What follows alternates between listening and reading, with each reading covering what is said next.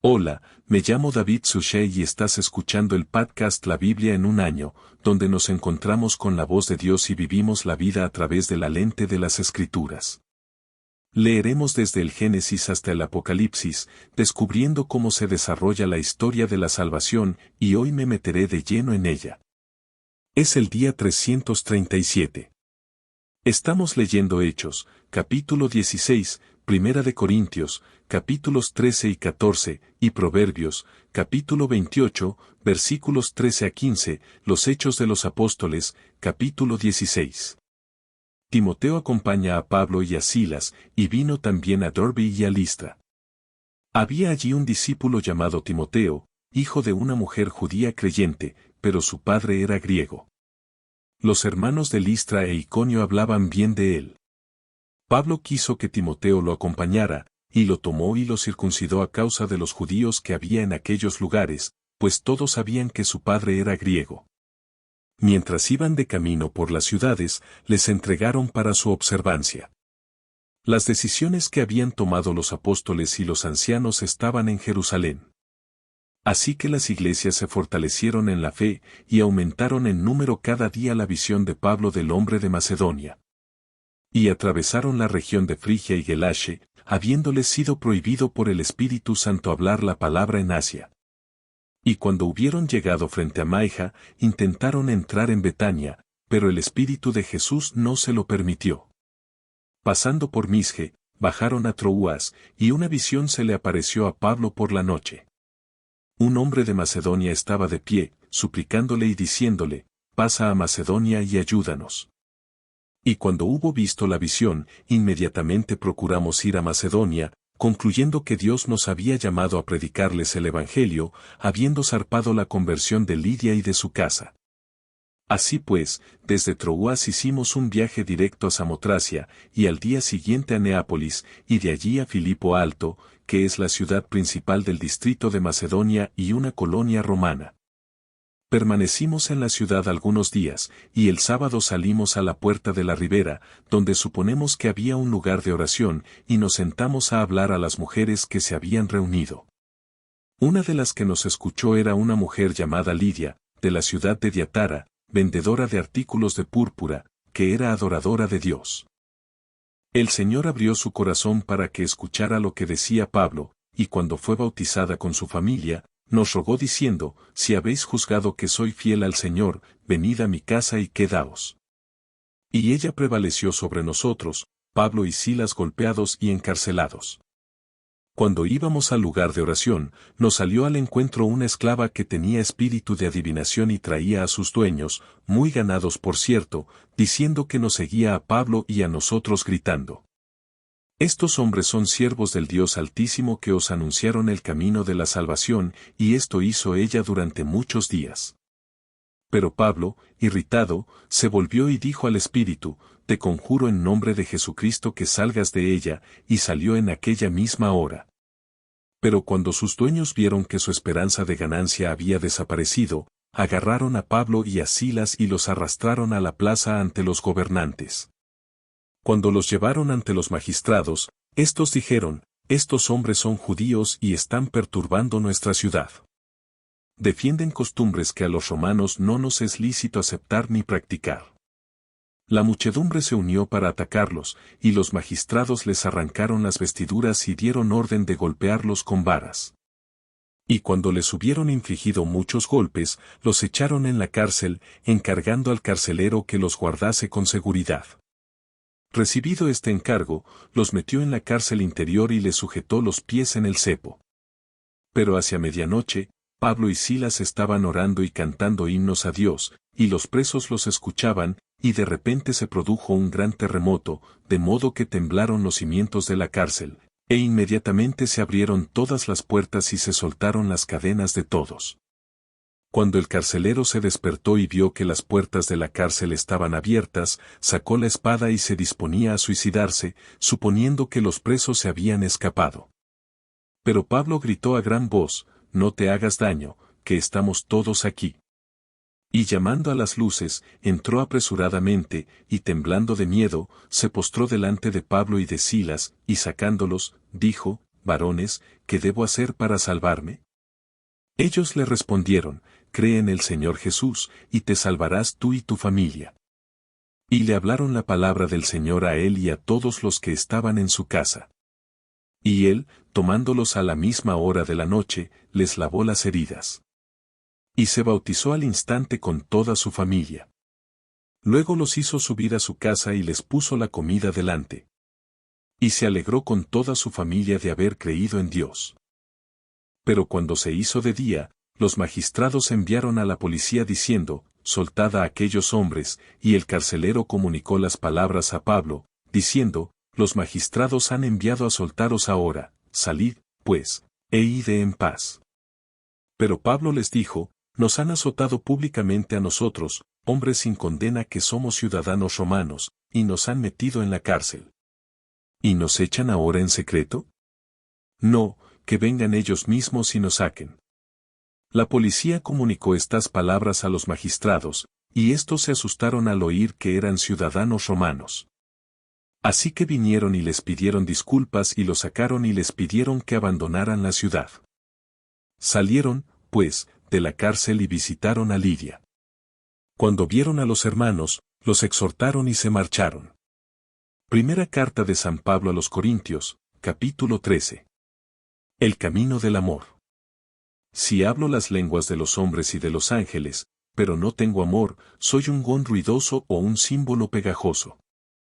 Y si tengo poderes proféticos y entiendo todos los misterios y todo el conocimiento, y si tengo toda la fe como para remover montañas, pero no tengo amor, no soy nada.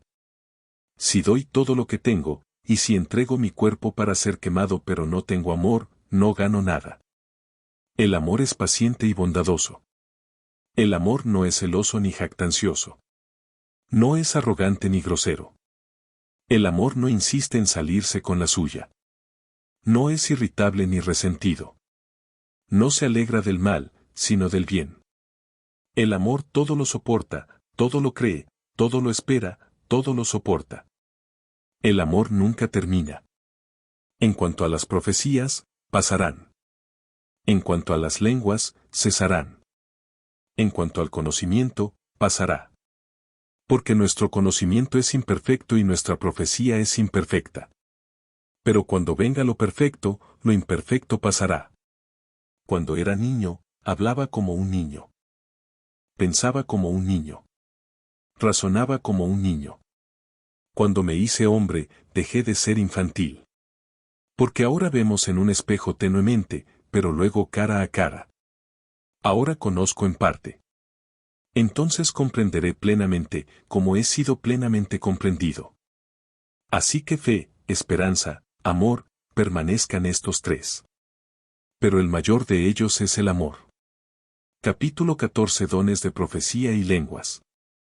Haced del amor vuestro fin, y procurad ardientemente los dones espirituales, especialmente el de profecía. Porque el que habla en lenguas no habla a los hombres, sino a Dios, pues nadie le entiende, sino que dice misterios en el Espíritu. En cambio, el que profetiza habla a los hombres para su edificación, aliento y consuelo. El que habla en lenguas se edifica a sí mismo, pero el que profetiza edifica a la iglesia. Ahora quiero que todos hablen en lenguas, pero más aún que profeticen. El que profetiza es mayor que el que habla en lenguas, a menos que alguien interprete para que la iglesia sea edificada. Ahora bien, hermanos, si voy a vosotros hablando en lenguas, ¿de qué os serviré si no os traigo alguna revelación o conocimiento, o profecía o enseñanza? Si ni siquiera instrumentos sin vida como la flauta o el arpa dan notas distintas, ¿cómo sabrá alguien lo que se toca? Y si la corneta da un sonido indistinto, ¿quién se preparará para la batalla? Así también vosotros, si habláis en una lengua ininteligible, ¿cómo se sabrá lo que se dice? Porque estaréis hablando al aire. Sin duda hay muchas lenguas diferentes en el mundo, y ninguna carece de significado. Pero si no conozco el significado de la lengua, seré extranjero para el que habla, y el que habla, extranjero para mí. Así también vosotros, ya que estáis ávidos de manifestaciones del Espíritu, esforzaos por sobresalir en la edificación de la Iglesia. Por lo tanto, El que habla en una lengua debe orar por el poder de interpretar. Porque si yo oro en una lengua, mi espíritu ora, pero mi mente es infructuosa. ¿Qué debo hacer? Oraré en el espíritu, y oraré también con la mente. Cantaré con el espíritu, y cantaré también con la mente. De lo contrario, si bendices con el espíritu, ¿cómo puede alguien ajeno a ti decir el amén a tu acción de gracias cuando no sabe lo que estás diciendo? Porque tú puedes dar gracias muy bien, pero el otro no es edificado. Doy gracias a Dios porque hablo en lenguas más que todos vosotros. Sin embargo, en la iglesia prefiero hablar 5 palabras con la mente, para instruir a los demás, que 10.000 palabras en una lengua. Hermanos, no seáis niños en vuestro pensar, ni infantes en el mal, sino maduros en la ley y en el pensar. Está escrito por hombres de lenguas extrañas y por labios de extranjeros. ¿Hablaré yo a este pueblo? Y ni siquiera entonces me escucharán, dice el Señor. Así pues, las lenguas no son una señal para los creyentes, sino para los incrédulos, mientras que la profecía no es para los incrédulos, sino para los creyentes. Por tanto, si toda la iglesia se reúne hablando todos lenguas, y entran forasteros o incrédulos, ¿no dirán que estáis locos? Pero si todos profetizan y entra un incrédulo o un extraño, es condenado por todos y se le piden cuentas. Todos los secretos de su corazón son revelados, y así, cayendo sobre su rostro, adorará a Dios y declarará que Dios está realmente entre vosotros. Adoración ordenada. ¿Qué, pues, hermanos, cuando os reunís, cada uno tiene un himno, una lección, una revelación, una lengua o una interpretación? Que todo se haga para edificación, si alguno habla en lengua, que sean solo 2, o a lo sumo 3, y cada uno por turno, y que uno interprete. Pero si no hay quien interprete, que cada uno guarde silencio en la iglesia y hable para sí y para Dios. Que hablen 2 o 3 profetas, y que los demás sopesen lo que se dice. Si se hace una revelación a otro sentado junto a él, que el primero guarde silencio, porque todos podéis profetizar de uno en uno, para que todos aprendan y todos se animen, y los espíritus de los profetas están sujetos a los profetas. Porque Dios no es Dios de confusión, sino de paz, como en todas las iglesias de los santos. Las mujeres deben guardar silencio en las iglesias, pues no se les permite hablar, sino que deben estar subordinadas, como dice incluso la ley. Si hay algo, que deseen saber que ellas, pregunten a sus maridos en casa. Porque es vergonzoso que una mujer hable en la iglesia. ¿Qué? ¿La palabra de Dios se originó con ustedes? ¿O son ustedes los únicos? Se alcanza. Si alguien se cree profeta o espiritual, que reconozca que lo que os escribo es un mandato del Señor. Si alguien no reconoce esto, no es reconocido. Así que, hermanos míos, desead seriamente profetizar, y no prohibáis hablar en lenguas, pero todas las cosas deben hacerse decentemente y en orden. El libro de Proverbios, capítulo 28, versículos 13 al 15. El que oculta sus transgresiones no prosperará, pero el que las confiesa y las abandona alcanzará misericordia. Bienaventurado el hombre que teme siempre al Señor. Pero el que endurece su corazón caerá en la calamidad como un león rugiente o un oso de carga es un gobernante malvado sobre un pueblo pobre. Padre Celestial, te alabamos. Te agradecemos tanto por este día, este nuevo día. Dios mío, Señor, nunca dejas de estar con nosotros, Dios, siempre estás presente para nosotros y continúas ayudándonos. Continúas guiándonos y simplemente Dios, por favor recibe nuestro agradecimiento. Por favor, recibe nuestra alabanza hoy al escuchar esto, que la persistencia y la perseverancia, la fidelidad de Pablo y Silas y los otros cristianos. Incluso en la cárcel, incluso en prisión, incluso en la derrota, te alabamos. Te damos gracias por esos fieles hermanos mayores en la fe. Te damos gracias por Lidia, una de las primeras conversas allí en Macedonia. Te damos gracias por ella y por su familia. Gracias por los guardianes de su casa. Nuestro Dios y nosotros te alabamos porque no solo nos llamas a amar, sino que eres amor. Ayúdanos a amar. Ayúdanos a confiar en el nombre de Jesús, te lo pedimos. Amén. En el nombre del Padre y del Hijo y del Espíritu Santo. Amén. Así que en realidad, apóstoles, mucha aventura, mucha acción sucediendo. Aquí está Timoteo. Oh hombre, la introducción de Timoteo. Vamos a tener simples cartas a Timoteo en un rato.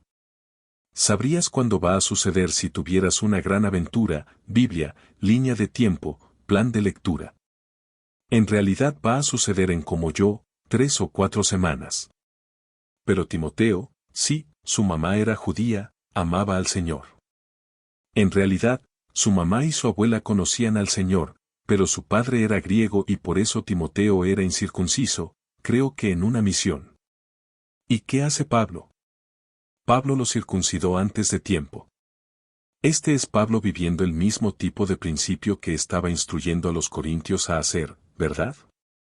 Él se lo dijo a los corintios, si algo que tú haces causa que alguien más peque, entonces solo déjalo. O algo que no haces causa que la gente peque, entonces hazlo y haz la cosa. Aquí está Pablo que sabe que estuvo en el concilio de Jerusalén. Él sabe que no tienes que circuncidarte. Pero también sabe que hay algunos cristianos judíos que no aceptarán a Timoteo a menos que se haya circuncidado. Y también hay algunos judíos. Quieren convertirse en el deseo de evangelizar y traer a la iglesia a quienes no los escucharán si saben que Timoteo no está circuncidado.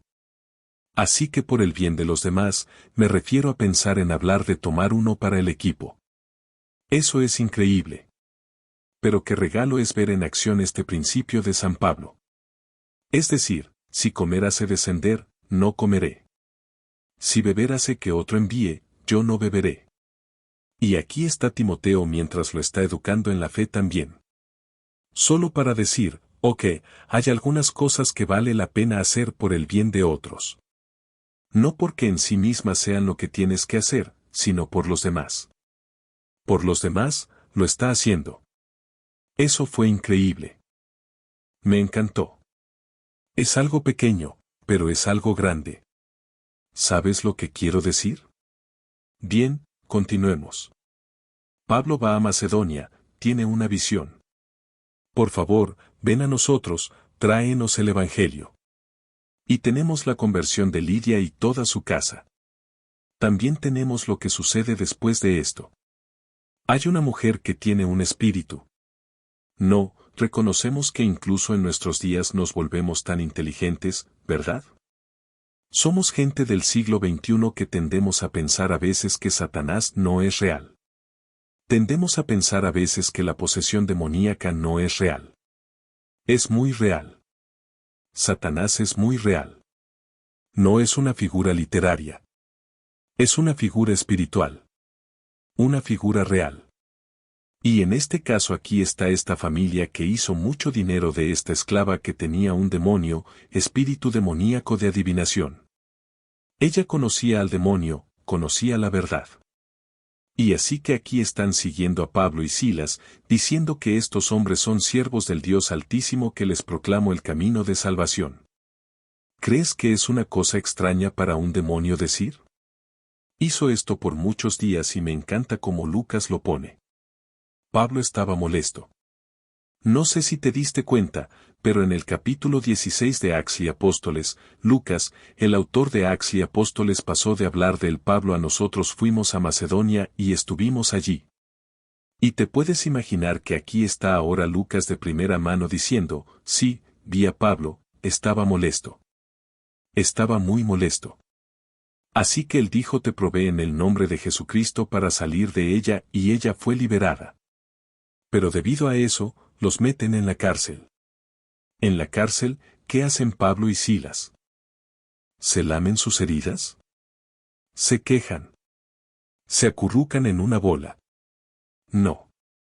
A medianoche todavía están rezando y cantando himnos a Dios y los prisioneros los están escuchando ¿y qué sucede? Dios los libera. Proclaman las buenas nuevas al carcelero y lo bautizan a él y a toda su familia. Y entonces se revela al día siguiente que, estos son ciudadanos romanos. Ahora, si no eres ciudadano romano, sí, haz lo que quieras con ellos. Pero si eres ciudadano romano, merecen un juicio. Se merecen, ya sabes, inocente hasta que sea culpable, ese tipo de situación. No estoy seguro de si eso existía en ese momento, pero merecían un juicio, y no sería golpeado antes de que fueran juzgados. Y así puedes ver cómo la gente a cargo, los magistrados, estaban un poco avergonzados cuando se enteraron que Pablo y Silas eran ciudadanos romanos. Y entonces ellos dijeron, no, ustedes pueden salir secretamente. Y Pablo dijo, no, nos van a dejar salir públicamente para que todos sepan lo que hicieron. Es una situación bastante interesante. En Primera de Corintios, Dios, ¿qué escuchamos hoy? Escuchamos el capítulo 13, el camino del amor, el capítulo 14, los dones de profecía y lenguas. Así que solo una nota sobre cada uno. El camino del amor, que es Pablo acaba de terminar hablando de los dones espirituales y hablando de cómo la iglesia necesita los dones espirituales. Habló de que en la iglesia hay aquellos que a través de la sabiduría de lo dado, a través del Espíritu, la expresión de la sabiduría a través del Espíritu, el conocimiento a través del mismo Espíritu, obras poderosas al mismo Espíritu, sanidad. Hay otro Espíritu, ese mismo Espíritu, lo siento, otra profecía a través del mismo Espíritu. Capacidad de distinguir entre espíritus. Llamamos ese discernimiento de espíritus a otro varios tipos de lenguas, a otra interpretación de lenguas. Eso está en el capítulo 12, dones espirituales. Y San Pablo dice que todos esos son inspirados por uno en el mismo Espíritu Santo que reparte a cada uno individualmente como él quiere. Así que esos son dones por los que cada cristiano debe esforzarse. Incluso dice que hay que esforzarse. Y por último, el último verso del capítulo 12 es el verso 31. Y San Pablo dice: desead ardientemente los dones superiores. Queremos pedirle a Dios estos dones. Todos esos dones podemos pedírselos a Dios y Él nos los dará. Los que Él sabe que serán usados para la edificación de la iglesia. Estos dones espirituales no son dones santificadores. Esto es lo que quiero decir. Esos dones, esos carruseles, esas gracias, no hacen santa a una persona. Así que una persona puede tener el don de sanidad y no volverse santa. Una persona puede tener el don de profecía y no ser santa ella misma. Una persona puede tener el don de obras poderosas y no necesariamente tener una vida libre de pecado. Así que ese tipo de gracia es una gracia que está destinada a construir el reino. No necesariamente santifica automáticamente a la persona que usa esos dones ahora. Puede, justo cuando alguna vez trabajas. Estamos operando con la voluntad de Dios. Sí, podemos ser santificados. Podemos ser conformados más y más a su voluntad. Entonces somos hechos santos de esa manera. Pero la presencia del don, el ejercicio de los dones mismos, no significa que esta persona sea súper santa. Es por eso que puedes tener personas que están increíblemente cerca del Señor, que están increíblemente alineados con su voluntad, que no manifiestan ningún gran don dramático como sanidad o don dramático como obras poderosas. Y también puedes tener personas que son quebrantadas, a quienes Dios todavía les ha dado el don de sanidad, Él todavía les ha dado el don de lenguas. Él aún les ha dado esos dones espirituales. Y entonces no está conectado a la gracia santificante de uno, no está conectado a la santidad de uno. Pero como dice San Pablo, tantas veces en el capítulo 14, es para la edificación de la iglesia. Así que esos dones nunca son dados al individuo, para el individuo. Son dados al individuo por el bien del cuerpo, correcto. Son dados al individuo por el bien de la iglesia. Y esa es una de las razones por las que pedimos a Dios por esos dones. No es para que yo pueda ser edificado, para que yo pueda ser edificado. Es como, no. Para que la iglesia pueda ser edificada. Para que la gente de afuera pueda decir que el Espíritu Santo está trabajando en la iglesia. Y Él es real y me ama y me ha sanado. Tal vez me ha hablado. Él ha hablado una palabra en mi vida que ha transformado mi vida. Y esa es la razón por la que le pedimos a Dios esos dones. Esa es también la razón por la que creo que San Pablo dice que el mayor de ellos es el amor. ¿Por qué? Pues por muchas razones. San Pablo dice muy claramente, directamente es porque todos estos otros dones cesarán. De hecho, incluso el cielo. No necesitarás fe. No necesitarás esperanza en el cielo porque tendrás el deseo de tu corazón, pero necesitarás amor. Y por eso es lo más grande. Pero yo agregaría a eso y diría también la razón por la cual necesitamos amor es porque yo puedo tener todos estos dones y usarlos en mí mismo. Puedo tener todos estos dones y hacerlos solo para mí. Pero para tener el don de sanidad o el don de profecía o el don de lenguas o cualquiera de los dones espirituales y tener el don de amor, entonces pones esos dones al servicio de otros y das de ti mismo. Porque eso es el amor, ¿verdad? El amor es voluntad, el bien del otro. Es convertirse en ese don y usar tus dones para bendecir a la gente que nos rodea. Es la razón por la que San Pablo dice que, sí, en la iglesia, escucha, puedes orar en lenguas todo lo que quieras.